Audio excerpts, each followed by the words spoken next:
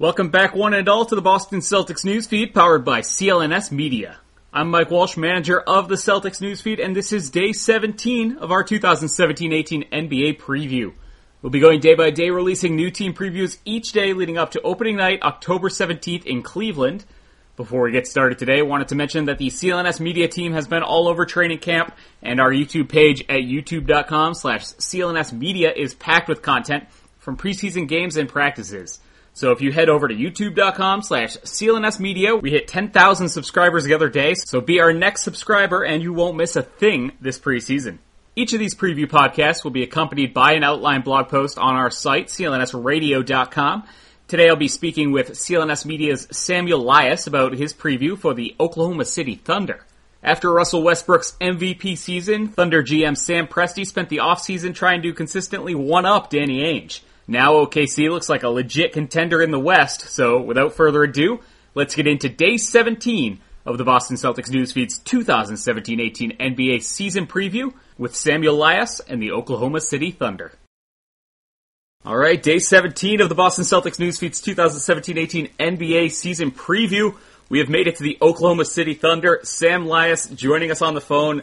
CLNS contributor at Sam_San Diego on Twitter. Sam, thanks for calling in from the West Coast pretty early this morning. It is, especially on a Sunday, but it's great. Let's talk Oklahoma City.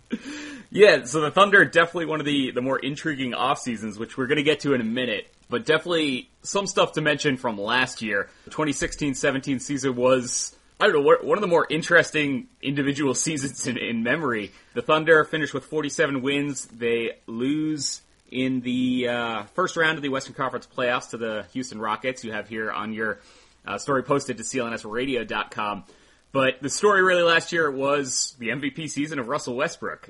What was your feelings on that and sort of everything he did and his team allowed him to do to get that award? It kind of seems like they were so taken off guard that they didn't really have much choice but to turn over the reins to him and just kind of let him do what he wanted to do. Hope for the best. Kind of maybe appease him by letting him kind of have the opportunity to do whatever he wanted, at least for a season, and show what he could do. Maybe he's not the transcendent player that LeBron James is, but it was kind of a good experiment to see what a player could do.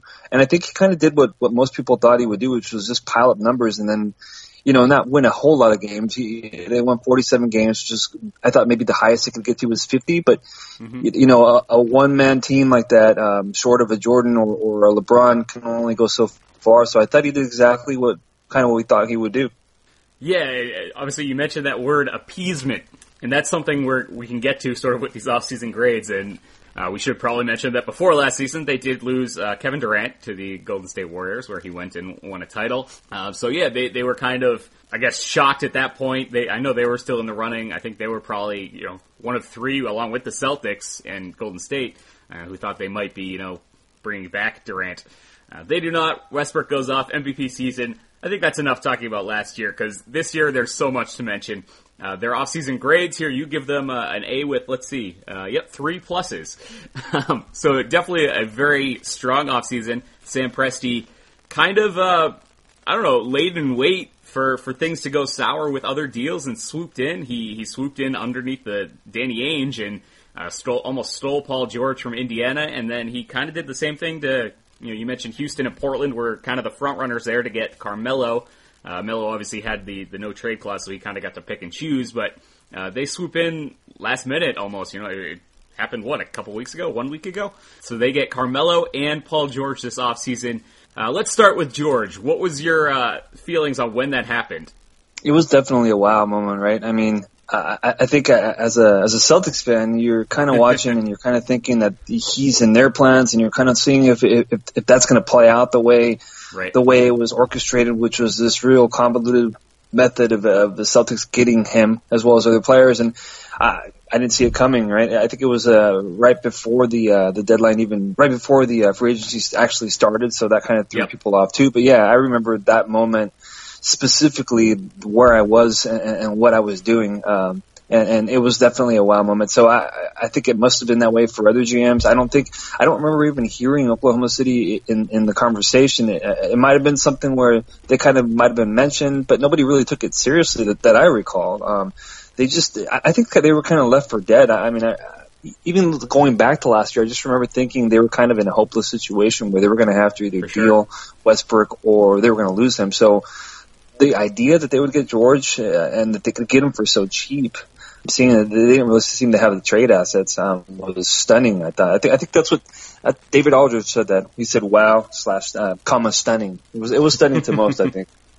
Yeah, I actually, it's funny you mentioned that. I totally remember where I was too. I had driven to Maine through a pouring rainstorm. I get to the hotel and my phone is blowing up with, slacks from Nick Gelso, our boss at CLNS, saying, "Can you get this? Can you get it? Paul George traded. And it was just a wild sort of. It was that I think the Friday night of that 4th of July weekend. So just a wild time. Yes. And so they bring in George. It is just for 1 year, under contract anyway. We'll see what happens next summer. Obviously, that'll be a huge storyline with his almost kind of declared plans to push his way to Los Angeles to the Lakers, and Magic Johnson saying, "Yeah, we'll take it with open arms," and getting fined for it. They get him for 1 year. They send out Victor Oladipo and Domantas Sabonis. They go to the Pacers. Sabonis, I don't think he hasn't played in the preseason yet. So obviously kind of a steal there. The Celtics, I think, were willing to give up a lot more, but Kevin Pritchard maybe just kind of got sick of waiting. That was my take at the time. He was just like, to hell with this. I'm not waiting around for Danny Ainge so I can trade my superstar to an in-conference team. He gets him out of the conference out west. Sorry, do you have a take on that? Yeah, it reminded me a lot of the DeMarcus Cousins trade where, for sure, maybe they didn't have the most to offer, but they had the exact pieces that the other team seemed to want, even if nobody else liked the pieces. It was either that or, like you said, Pritchard seemed to maybe think, and this is all just in my mind, but he almost seemed to think, I'm not going to make this perfect for you, Ainge. I'm not going to play this out. He was almost upset that he's having to move him at all and just kind of sent him off to OKC, maybe another small market team, and maybe kind of gave them a favor. Yeah, for sure. And obviously they bring back, we talked about this in the Indiana one, but they bring back Oladipo, who is an Indiana University kid, so they kind of, I don't know, have some fan ties there maybe and appease their fans a little bit. And there's that word again. Because as we move more on into this, so people saw this and said, okay, this is Paul George, Russell Westbrook, Steven Adams, this is a DeAndre Robertson, this is a team that can make some noise, maybe get up into the top half of the conference, get to host a first-round playoff series. And then just a couple weeks ago, what do you have here? September 25th, they bring in Carmelo Anthony, and then you have to again reconsider what the Oklahoma City Thunder are for the for the fourth time in 12 months, really. So they make the move, trade Enes Kanter, Doug McDermott, and a 2018 Chicago Bulls second rounder to the New York Knicks, and the Knicks get rid of Carmelo Anthony, something Phil Jackson had been trying to do all summer. Deals, I guess, kind of fell through with Houston and Portland, or Melo didn't want to go there. He agrees to go play with Russ and Paul George. Take me through your finding out about this one and what your opinion on it is now. I mean, it was, I didn't follow that too closely because it didn't really matter to me where Melo went. We kept hearing Houston, and then, Portland was out there on the fringes, and you could hear about, Lillard and McCollum recruiting him. So I thought he'd go to one of those teams. And once again, out of nowhere, that story became interesting because, I didn't see him going to, of all places. He goes from the biggest market to, I want to say, maybe the smallest market. Yeah, and it's a player who's always wanted to be the man, and now he's definitely one of three guys. So that was stunning too. But then again, it's Sam Presti. I mean, as a fan of Boston and Danny Ainge, I mean, Sam Presti is a similar ilk, right? He's a GM that obviously has the trust of that organization. He'll make big moves. He seems to have job security. Obviously, very intelligent and just a fireworks type move, right? I think he stole a lot of the Celtics thunder, and then he probably had the biggest offseason. He gave up so little, to do what he did. And really, he was in a position where he had to do it. He was, that signature for Russell Westbrook was still sitting there. I think they had a contract in place all summer long, and I think it was really quietly, I'm sure Thunder fans, it wasn't a quiet thing. They knew exactly what was going on, and they were wondering when he was going to sign, but that contract was out there, and this kind of gave him the push, I think. Either that or he was just waiting, but all of a sudden he signs just a few days later. So it's just an incredible offseason. I mean, if you're a Thunder fan, what more could you possibly ask for? Yeah, you're going to have 1 year of just awesome basketball to go watch and root for. You mentioned it. Russell Westbrook signs a 5-year, $205 million maximum extension. I feel like maximum is not enough of a solid adjective for that, but holy cow, $205 million over 5 years. That's going to net him I don't know what the AAV is, but come 2021-2022 season, he's going to be making over $43 million to play basketball, which is nuts. But yeah, I don't know if Melo was the final pushover there. Russell says, okay, I'm with Sam. I see what he's doing. I see what he's able to do as, a GM and as a person. And the trust comes in, and obviously Russell preaching loyalty nonstop since the Kevin Durant decision. The Newsfeed preview series is being sponsored by Greats, makers of the all-time greats. Classic, stylish, and comfortable sneakers sold at a great price. Greats is Brooklyn's first sneaker company. They have a wide selection of men's and women's shoes that are versatile and suitable for any occasion. They have tons of different colors and materials to choose from. I personally have a pair of the all-leather Royale lace-ups. They are white on white, super fly looking. I love them. I've been wearing them for the past handful of weeks. I wear them with pants, shorts, jeans, khakis, dress pants. It's all good, and they are super comfortable. Head over to Greats.com. We've got a special deal for our audience here on the Newsfeed. Save 15% on your first order with the offer code Celtics Roundtable. Go to Greats.com, that's Greats.com, and be sure to enter the Celtics Roundtable code to save 15% at checkout. Greats also believes so much in their shoes, they're offering you guys a no-risk return and exchange policy to guarantee you get the right fit and style that you're going to love. That's Greats.com, use the code Celtics Roundtable and save 15%. These guys will play the Boston Celtics twice during the regular season. I want to mention this. Friday, November 3rd, they will play on ESPN out at OKC, so both these games are going to be nationally televised. Also, Tuesday, March 20th, return to Boston. So if you want to see Melo, Paul George, Russell Westbrook in person at the Garden, March 20th, that's a Tuesday, they're in Boston. Again, that one will be on TNT as well. But walk me through, I guess, your take on how these guys will play next year. They've played 2 preseason games. Russell missed the second one, but they seem to be just getting their shots, and who has to take the biggest back seat, you think? Well, I mean, I think it would have to be Anthony. He's the oldest player. He's probably the 3rd best player on that team. Yeah. I think they're going to mesh well. They're older at this point. It kind of reminded me of the Celtics Big Three, not quite as old and maybe not quite as mature. And all 3 players are really high usage players, so they don't fit quite in the same way. But in terms of their age, Melo seems to be talking about winning titles, which is, the first time I've really heard him express it so much. And the fact that he's willing to go there, I think speaks a lot. I think that they want to win. I think that if you look at them the last 3 years, they've each been the top dog on basically a bad to mediocre team. And I think they realize that the way the league is cut out now, you're going to have to win with stars. I mean, they can look over and see Golden State and what they are. And it's funny because Golden State has really changed everything, because right now we're saying, hey, this is pretty fun. They've got a great team for a year. But, if Golden State wasn't around, we would maybe be looking at a title contender now, like a favorite to win the title. And all it is a fun thing now, because Golden State has inspired so many teams to have to step up their game. So I see them having a really great season.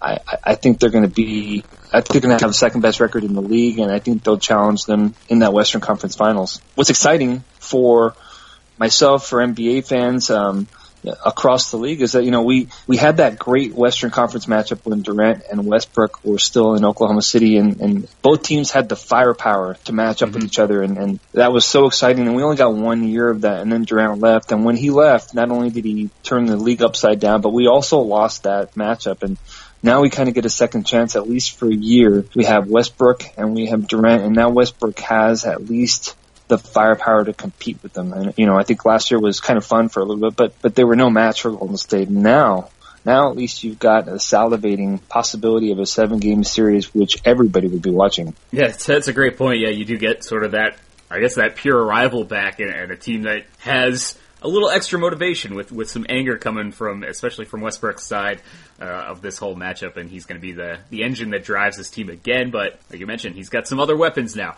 Real quick, the Celtics and the Thunder say the Thunder are, something happens and they're able to get by their potential another 7-game series, NBA Finals. Obviously, we'd have Westbrook v. Kyrie. We'd have Melo, I guess, Horford on Melo maybe, and then you have Paul George and Gordon Hayward.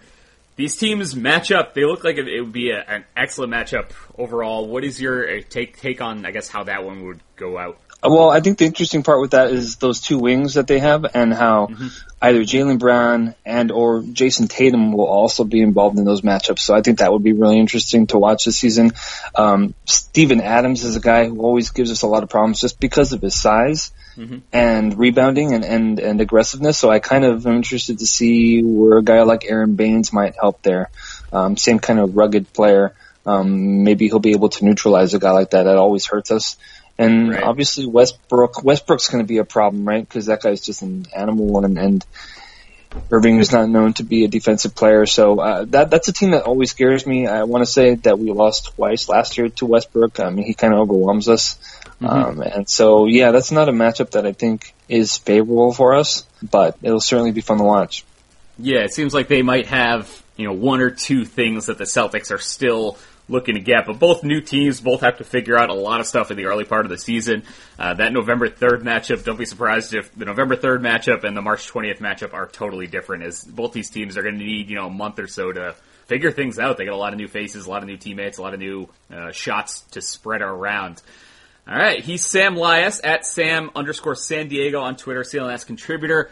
You have them final record standings prediction, 57 wins, the second seed, and losing to Golden State in 6. Sam, any last minute thoughts on the Thunder? No, just that it's got to be great to be a Thunder fan, right? I mean, last summer you were just so depressed, so hopeless. There was just nowhere to go from there. I remember thinking how tough it must be, and yes, having an MVP season is fun to watch your favorite player grow into that. But they're still in recovery mode from having lost Harden, right? That kind of set everything into motion, as Bill Simmons has been really often pointing out. And that was all. That's something that's always going to be part of their team. But they've recovered as well as they can. And I'm just really interested to see what happens this year, because are they going to keep Paul George? LA really wants him, right? Are they going to be able to keep him? I mean, that would be incredible if they actually did. I mean, it would really show what they're capable of, and if they actually keep him for what they gave up. I mean, it's like adding a lottery pick. So that's the big thing for me, is how does this season play out? How far do they get, and what happens next summer? All right. Thanks so much, Sam. You can get back to bed if that's what you're going to do out there. Thanks for calling in, buddy. We'll talk to you soon. Thank you. Thanks, everybody, for tuning in to Day 17 of the Boston Celtics Newsfeed's 2017-18 NBA preview. Again, you can get more analysis on the CLNSradio.com site and view any of our previous episodes at youtube.com/CLNS Media. We have a playlist set up over there for you. Follow CLNS on Twitter at CLNS Media and myself at CLNS_Walsh. Be sure to subscribe to the Celtics Newsfeed, rate and review us on iTunes, Stitcher, and of course, the CLNS Media Network's mobile podcast app. Until next time, this is Newsfeed Manager Mike Walsh, signing off.